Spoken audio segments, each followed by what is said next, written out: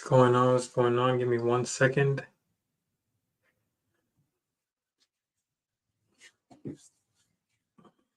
What's going on? What's good, y'all? How you doing? Happy Friday. Kenneth, Ken the lender, all about the home loans. What's going on? Quick market update. Wanted to hop on here, talk about some news that's been going on, some updates regarding the housing market, also where rates are at. Definitely, as always, if you have any questions, feel free to hit me up. I'm going back and forth because I'm actually on IG live as well as streaming live streaming on Facebook and YouTube. So definitely, if you're not following me on Facebook or the other platform, all about the home loans on IG, and I believe this is bad. I'm gonna update it. It's I believe it's Mortgage Remedies on Facebook, but we're gonna remedy that. Trying to make it all the same across all platforms. Forgive me, this is my first live stream on Facebook and YouTube, but like I'm feeling it. I'm feeling it. So definitely, like please follow, please support. Anyway, to what I wanted to talk about today. So for those who don't know, rates officially hit 8% this week. Interest rates. Uh, is it bad? Is it good? Do you want rates lower? A lot of people, you want a buyer's market. This is what a buyer's market comes with, right? So wanted to share some news articles, and then also talk about some options, some ways to to get a lower rate or to be able to afford a home in this market, in this current higher interest rate market. So first article I wanted to talk about is from Mortgage News Daily. So as I mentioned, rates have cracked the 8% ceiling. Existing home sales are low. They say that this is the lowest since 2018. 2008. The biggest difference though between when we had the market crash back then is housing inventory. Like there's literally we're in a housing shortage. So as I mentioned, when it comes to like being in a buyer's market, like now at the time, if you're sitting on the sideline and you were looking to buy a home, like there's less competition right now. Buyers have some power. Um, Even though there's limited inventory, like homes have been sitting on the market. I was talking to somebody earlier, and they were looking at a property. Were afraid they were going to have to get into a bidding war, and this home that they were looking to put an offer in on has been on the market for about 70 days, right? So if you're looking to buy a home, like these are the properties like that you can make offers on and win. So when it comes to existing home sales, where the inventory depends on homeowners wanting or needing to sell, with many of the homeowners still paying a 2 or 3% mortgage they obtained in 2020 and 2021. So those people, like I actually saw something on social media where somebody was saying that if you have a 2% rate, you should give it up because it'll force you to grind harder. Don't listen to that, man. If you have a 2% rate, like get a line of credit or something like that, buy another property with that and rent out your home, right? You just became a landlord. You're winning right now. For those like who are for those who are looking to sell, I'd say like a move up strategy is a great option because you're coming in with way more money, way more of a down payment than a lot of people are going to be able to. That's what's mostly keeping a lot of people on the sidelines is a lack of a down payment. In addition to where interest rates are at.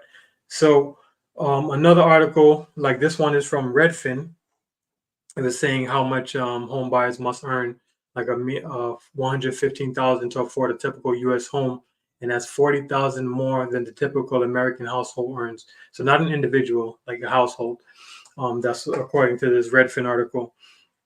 But when we talk about the average home in the U.S., that's about 420, 430,000. I'm out here in Georgia. There's many other parts of the country where the median home price is way less than that. So like if we look in Georgia, like I bought this up as well. The median home price is, let me get back to my window. Not Atlanta. Atlanta is 421, but again, they still have still have a lot of areas in Atlanta or like throughout the metro Atlanta area where home prices are way less than that. But the average home price in median sales price in Georgia, 367,000. So when it comes to how much you can actually afford, how do you calculate that? So as a lender, for those who don't know, I'm a lender. I'm a broker with Mortgage Depot. We serve Georgia, Florida, New York, tri-state, so New York, Jersey, Connecticut, Pennsylvania, Maine, and we're about to sign up in South Carolina as well. But when it comes to getting a home, one thing we look for, and this is like across the board, the 50 states. If you're getting a traditional loan, a conventional loan, they're going to look at your 2 years, 2 years or 1 year income. So what you would do is just like take that yearly figure, annual figure, divide it by the gross, divide that by divide that by 12 months in a year. Take that figure, multiply it by 45%, and that is going to give you, so it depends on your the loan program. A few factors are going to go into this as well, but this is just the baseline, right? So multiply that by 0.45 is going to give you the maximum front end ratio. So this is without any debts or anything like that.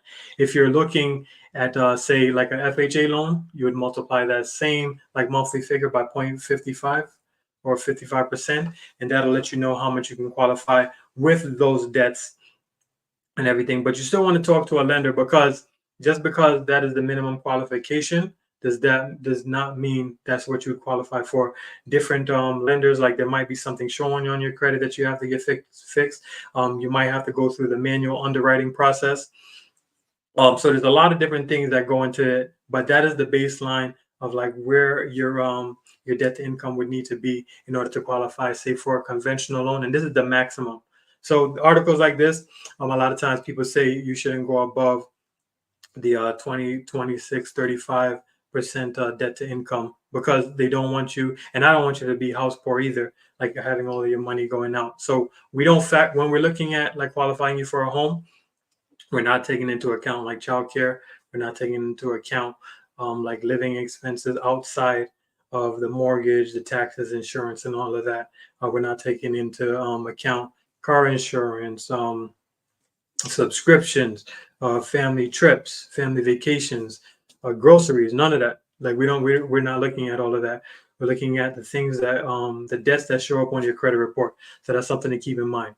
And if you are looking to get into the market right now, as mentioned, a major hurdle for a lot of people is the down payment. So when it comes to the down payment, we have a lot of options that can help you get qualified. There's a great down payment assistance program we have right now, as well as a grant. The difference between like say a down payment assistance program and then a grant is that the grant is forgivable at closing. Down payment assistance is actually like a second mortgage, a second lien on the property that you have to pay back for a certain amount of time before you can like either sell the property or like it's forgiven. So like if you're interested, this is for owner occupied resident. This is not for like say like fix and flip or like some investor type program. This is strictly for an owner occupied property. So if you're looking at owner occupied property, whether it be a 1 unit or a 2 unit, so this is the beautiful thing about this program, down payment assistance, you can like still get the money for the down payment, and then also have somebody like chipping and paying off your mortgage, like if you're looking at a 2 unit. So if you want more information on that, definitely send me a message, send me an email, kenneth@mortgagedepot.com. And as always, if you have questions, like we are here to help. Kenneth@mortgagedepot.com. All about the home loans on IG,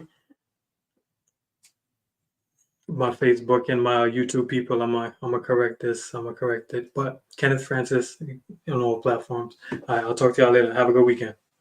Oh, if you're in Georgia, if you're in the McDonough area, definitely pull up. I have an open house on Sunday, so I'm gonna see y'all out there.